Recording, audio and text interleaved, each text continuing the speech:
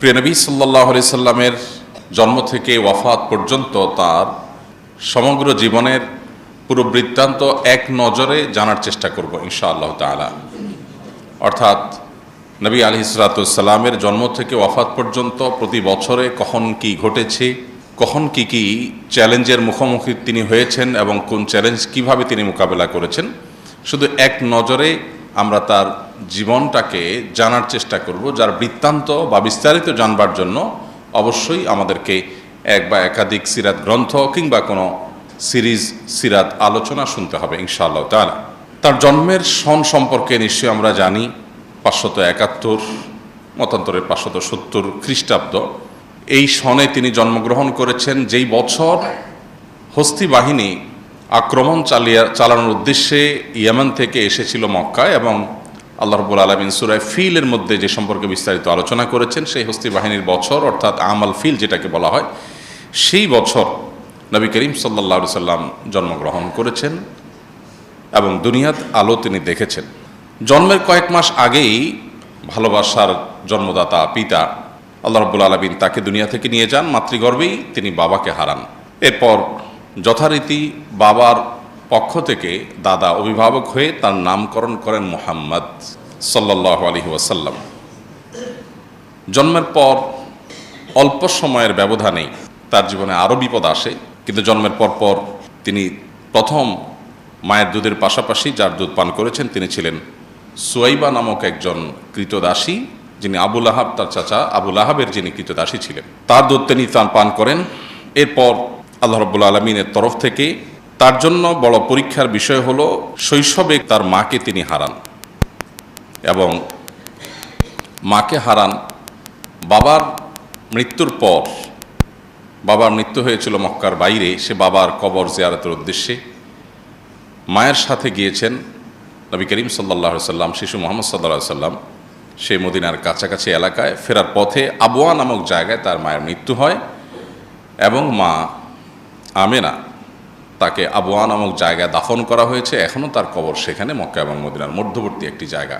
সাথীকৃত দাসী ছিলেন, মাকে দাফন করে দাসীর সাথে শিশু মুহাম্মদ সাল্লাল্লাহু আলাইহি সাল্লাম মক্কায় ফিরে আসেন। অর্থাৎ বাবা মা দুজনকে তিনি শৈশবে হারিয়ে ফেলেন। আরবের মানুষের ঐতিহ্যবাহী ফ্যামিলিগুলোর, সম্ভ্রান্ত ফ্যামিলিগুলোর একটা নিয়ম ছিল যে তারা সন্তানের দুগ্ধ দানের জন্য এবং তাদেরকে গ্রামীণ কালচার, যেখানে কোনো প্রকার সংমিশ্রণ নাই, বিশেষ করে ভাষার কোনো সংমিশ্রণ নাই, সেই জায়গায় বাচ্চাকে পাঠানো হতো ছোটবেলায়, যাতে করে সে সেটাকে রপ্ত করতে পারে। মক্কা যেহেতু হজের স্পট হওয়ার কারণে, কাবার কারণে বিভিন্ন দেশ থেকে মানুষ আসে, বিভিন্ন ভাষাভাষী আসে, আরবের বিভিন্ন প্রান্ত থেকে আসে, একেবারে পিওর মক্কাভাষীর যে ভাষা, সেই ভাষাটার মধ্যে কিছুটা সংমিশ্রণ এখানে ঘটবার শঙ্কা আছে, এই জন্য শিশুকে বাইরে পাঠানো হতো। সব মিলিয়ে শৈশবের একটা সময় হালিমা সাদিয়া রাদিয়াল্লাহু তাআলা আনহা তার দুধ মাঝে তার কাছে তিনি বড় হন, এবং দুধ পানের পরও আরও কিছুকাল তিনি সেখানে কাটান। বয়স যখন 4, তখন তার জীবনে বক্ষ বিদীর্ণের ঘটনা ঘটে। আপনারা যারা সিরাত পড়েছেন, সিরাত গ্রন্থ পাঠ করেছেন, আপনারা জানেন নবী সাল্লাল্লাহু আলাইহি সাল্লামের জীবনে 4 মতান্তরে 2 বার তার বক্ষ বিদীর্ণের ঘটনা ঘটেছে। বক্ষ বিদীর্ণ হলো ওপেন হার্ট সার্জারি। আল্লাহ রাব্বুল আলামিন জিবরিল আলাইহিস সালামকে পাঠিয়েছেন, এবং জিবরিল আলাইহিস সালামকে পাঠানোর পর শৈশবে মুহাম্মদ সাল্লাল্লাহু আলাইহি সাল্লামকে একবার মা হালিমার কাছে যখন ছিলেন, তখন বাচ্চাদের সাথে খেলাধুলা করছেন, জিবরিল আসলেন, তাকে ধরে শুইয়ে দিলেন এবং তার বক্ষ বিদীর্ণ করে ভেতর থেকে তার বিভিন্ন অর্গান বের করে সেগুলোকে জান্নাত থেকে আনা পানি, জিবরিলের সাথে আনা পাত্র, সেটাতে পরিষ্কার করে রেখে আবার সেটাকে তিনি জোড়া লাগিয়ে দিলেন এবং তিনি উঠে গেলেন। অলৌকিক একটা ঘটনা। তার শৈশবে বারে বারে 4 বার, কোনো কোনো ইতিহাসবিদদের মতে 2 বার সেটি ঘটেছে। এরপর বয়স যখন 7, এই বক্ষবিদীর্ণের ঘটনা মূলত আল্লাহ রাব্বুল আলামিন ঘটিয়েছেন। তাকে যেহেতু নবী করা হবে, তাকে আল্লাহ রাব্বুল আলামিন অলৌকিকভাবে তার মধ্যে কিছু জিনিস ঘটিয়ে তাকে, তার পরিবারকে, মক্কাবাসীকে বার্তা দিচ্ছিলেন যে এই শিশু অন্য 10টি শিশুর মতো নয়, এ আল্লাহর নবী হবেন, আল্লাহ রাসূল হিসেবে মনোনীত। অতএব সেই জায়গা থেকে আল্লাহ তাআলা বার্তা দিতে চেয়েছেন। তার বাইরেও নবী করিম সাল্লাল্লাহু আলাইহি সাল্লামের ভেতরকার যে তার মানুষ হিসাবে আল্লাহ তাআলা তাকে যে সৃষ্টি করেছেন, সেটাকে অতি মানবীয় পর্যায়ে নেওয়ার জন্য এটা এক ধরনের অপারেশন এবং আল্লাহর পক্ষ থেকে একটা কুদরতি ব্যবস্থাপনা ছিল। বয়স যখন 7, মাহারা হয়ে এখন একমাত্র অভিভাবক একমাত্র দেখাশোনা করার মানুষ আব্দুল মুত্তালেবের সাথে তিনি বসবাস করতেন। মাত্র 1 বছরের ব্যবধানে 8 বছর বয়স তখন দাদা আব্দুল মুত্তালেবের মৃত্যু হয়। বয়স যখন 8 থেকে 12, এই পুরো সময়টা চাচা আবু তালেবের অধীনে তিনি বড় হন এবং আবু তালেব তার অভিভাবকত্ব করেন। চাচা আবু তালেবের সাথে 12 বছর বয়সে সিরিয়ায় ব্যবসায়িক সফর সঙ্গী হিসাবে চাচার সাথে যান। সেখানে পথে বুহাইরা নামক যে পাদ্রী ধর্মযাজক, তিনি তাকে দেখে ভবিষ্যৎবাণী করেছিলেন যে এই শিশু ভবিষ্যতে নবী এবং রাসূল হিসাবে আবির্ভাব ঘটবে, এবং তার ভিতরে সেরকম কিছু আলামত তিনি দেখতে পেয়েছেন যেগুলো তার ধর্মগ্রন্থে ইনজিলে তিনি পাঠ করেছেন। তিনি খ্রিস্টান ধর্মের যাজক ছিলেন, যে আমাদের ধর্মগ্রন্থ বলছে একজন নবী আসবেন, তার এই আলামত থাকবে, শিশুর মধ্যে তা বিদ্যমান, এবং বেশ কিছু অলৌকিকত্ব দেখে ফেলেছেন। দেখে বলেছেন যে এই শিশুকে সাবধানতার সাথে রাখতে হবে, সে নবী এবং রাসূল হিসাবে আগমন করবে, আবির্ভাব হবে। বুহাইরা নামক এই পাদ্রীর ভবিষ্যৎবাণী নিয়ে 12 বছর বয়সে নবী সাল্লাল্লাহু আলাইহি ওয়াসাল্লাম সিরিয়া থেকে মক্কায় ফিরে আসেন। এরপর তার বয়স যখন 14, 15 অথবা 20, তখন হরবুল ফুজার নামে ঐতিহাসিক একটা বড় যুদ্ধ হয়েছিল মক্কার অদূরেই। সেই হরবুল ফুজারে তিনি অংশগ্রহণ করেছেন তার চাচাদের সাথে, যদিও তিনি যুদ্ধ করেন নাই, যোদ্ধা ছিলেন না, যুদ্ধের বয়সও হয় নাই, শুধু চাচাদের সাথে গিয়েছিলেন এবং ফিরে এসেছিলেন। এটা তার জীবনের একটা অংশ। বয়স যখন 20 আনুমানিক, তখন তিনি মক্কাবাসীর ঐতিহাসিক হিলফুল ফুজুল নামক যে সংগঠন তৈরি করা হয়েছিল সেটার অংশ তিনি হয়েছেন, এবং ঐতিহাসিক হিলফুল ফুজুলের চুক্তিতে তিনি অংশগ্রহণ করেছেন, তার সঙ্গে তিনি যুক্ত হয়েছেন।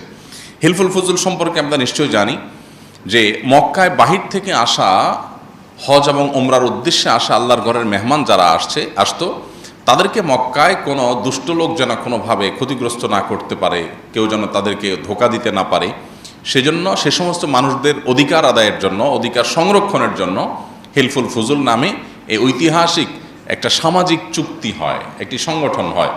সেই হিলফুল ফুজুলের ঐতিহাসিক সামাজিক চুক্তিতে নবী সাল্লাল্লাহু আলাইহি ওয়াসাল্লাম সংযুক্ত হন এবং তার সাথে সম্পৃক্ত হয়ে তিনি মক্কাবাসীর একটি মহৎ এবং ভালো কাজে সামিল হন। অথচ তার বয়স ছিল মাত্র তখন 20, যে বয়সে তিনি আসলে এ ধরনের গুরুগম্ভীর কাজে সংযুক্ত হওয়া তখনকার সমাজ বাস্তবতা অন্তত চিন্তাও করা যেত না। এরপর তার বয়স যখন 25 হয়, তখন তার জীবনে প্রথম বিবাহ বন্ধনে তিনি আবদ্ধ হন মা খাদিজা রাদিয়াল্লাহু তাআলা আনহার সাথে। মা খাদিজা রাদিয়াল্লাহু তাআলার সাথে তার সংসার চলছিল, এবং বয়স যখন 35 হয়, তখন তার বংশের নেতৃবৃন্দের উদ্যোগে যখন কাবাঘর নির্মাণ করার পর কাবাঘরের যে কালো পাথর, হাজরে আসওয়াদ পাথর, সেটা স্থাপন করা নিয়ে মক্কাবাসী কুরাইশের লোকেরা তারা যখন বিবাদে লিপ্ত হয়েছিল, তখন তিনি সবাইকে অদ্ভুত এবং অকল্পনীয় একটা আইডিয়া দিয়েছেন, যাতে পুরো সমাজের পুরো বিবাদ বিতণ্ডা থেমে গিয়েছিল। তিনি বলেছিলেন, তোমরা কে কাবাঘরের এই পাথর স্থাপন করবে, এই গৌরব কে অর্জন করবে, কে ইতিহাসের অংশ হবে, এটা নিয়ে তোমরা গণ্ডগোল ফাসাদে লিপ্ত হচ্ছ। আমি তোমাদেরকে একটা আইডিয়া দিচ্ছি, তাতে তোমাদের গণ্ডগোল থাকবে না। আর সেটি হলো, একটা বড় চাদরের মাঝে পাথরটা রাখো, এরপরে চাদরটা সবাই মিলে তোমরা ধরে চাদরটা ধরে সবাই মিলে উত্তোলন করো, তাতে করে সব গোত্রের প্রধানরা তোমরা শরিক হলে, এখানে এককভাবে কারো ক্রেডিট থাকলো না। এরপর নবী সাল্লাল্লাহু আলাইহি ওয়াসাল্লাম সেটাকে স্থাপন করে দিলেন, যে স্থাপন তোমরাই করেছো, আমি তোমাদের সহযোগিতা করেছি। তো এর মাধ্যমে তিনি সামাজিক বিবাদ বিতণ্ডা এটা দূর করবার জন্য ঐতিহাসিক উদ্যোগ নিয়েছিলেন। বয়স যখন 39, ততদিনে তিনি মক্কার মানুষদের কাছ থেকে আল আমিন উপাধিতে ভূষিত হয়েছেন। তার সততা, সত্যবাদিতা, আমানতদারিতা, এগুলোর কারণে ব্যাপকভাবে জনশ্রুতি হয়েছে এবং সবার কাছে প্রতিষ্ঠিত হয়ে গেছে তিনি আল আমিন হিসেবে। বয়স যখন 40, তখন তিনি নবুয়তের দায়িত্ব অফিসিয়ালি আল্লাহ তাআলার পক্ষ থেকে পাঠানো জিবরিলের কাছ থেকে বুঝে পান, এবং এরপর সূরা আলাকের 5টি আয়াত, ইকরা বিসমি রাব্বিকাল্লাযী খালাক, এখান থেকে নিয়ে 5টি আয়াত সর্বপ্রথম কোরআনের নাজিল হয়, এবং তার জীবনের নতুন যাত্রা শুরু হয়। নবুয়তের দায়িত্ব বুঝে পাওয়ার পর এখন তাবলীগুর রিসালা বা নবুয়তের দাওয়াত দেওয়া আল্লাহর পক্ষ থেকে, এটা তার উপরে আবশ্যক হয়। এরপর এবং এই ঘটনা নবুয়ত প্রাপ্তির এই ঘটনা 17ই রমাদান অথবা 8ই রবিউল আউয়াল, দুটি মত পাওয়া যায়, আরও মত রয়েছে মতান্তরে। এই 2 তারিখের কোন একটা তারিখে প্রসিদ্ধ মত অনুযায়ী তিনি এই দায়িত্ব বুঝে পান। বয়স যখন তার